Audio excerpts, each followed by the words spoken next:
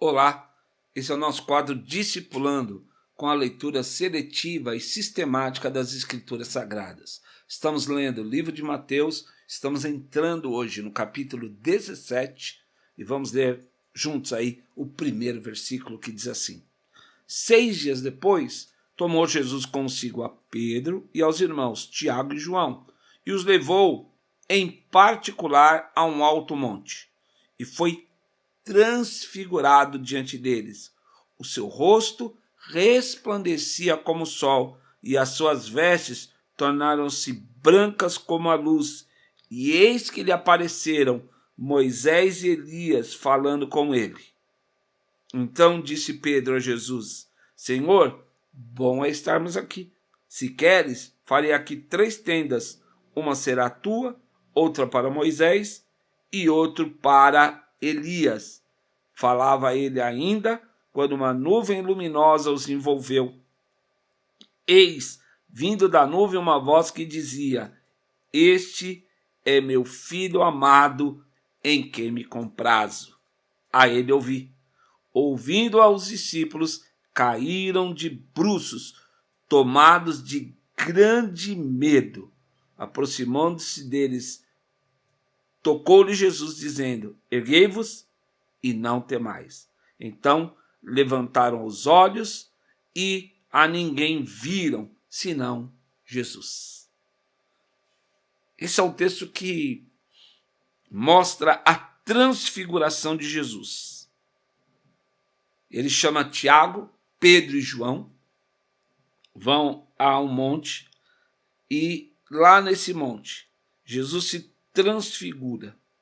O que é essa transfiguração de Jesus? O dicionário bíblico diz assim, que é a aparência de Cristo mudada e de tal maneira resplandecia com brilho divino sobre o monte da transfiguração.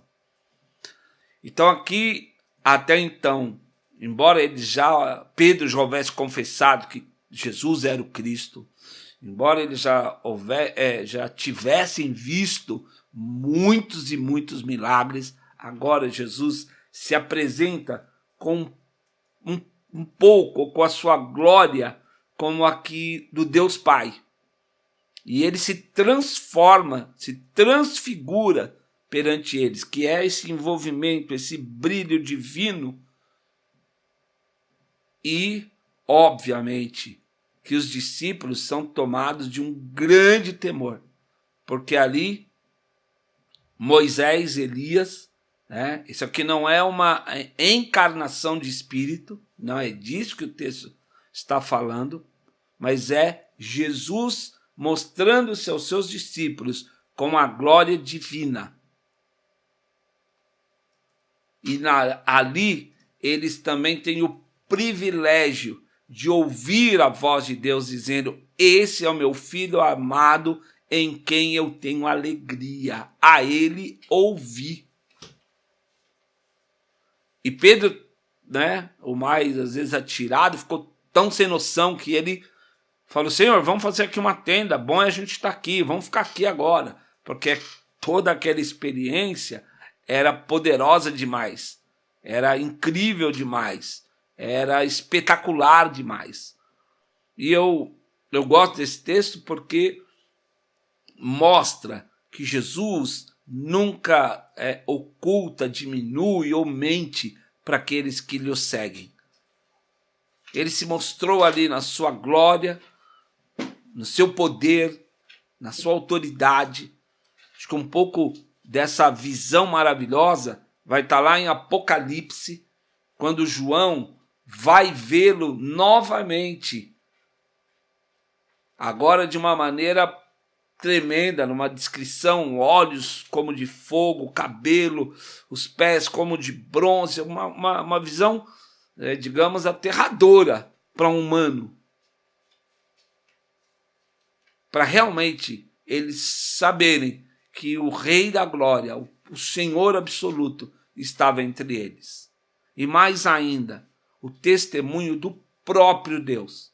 Hebreus 7:7 e em diante vai falar exatamente, Hebreus 7:7 vai dizer que ele é o mesmo ontem, hoje ou será eternamente, mas ali em Hebreus 7 ele vai dizer que Deus, é impossível que Deus minta pela palavra e pelo seu juramento. E a gente vê aqui o próprio Deus dando testemunho de Jesus.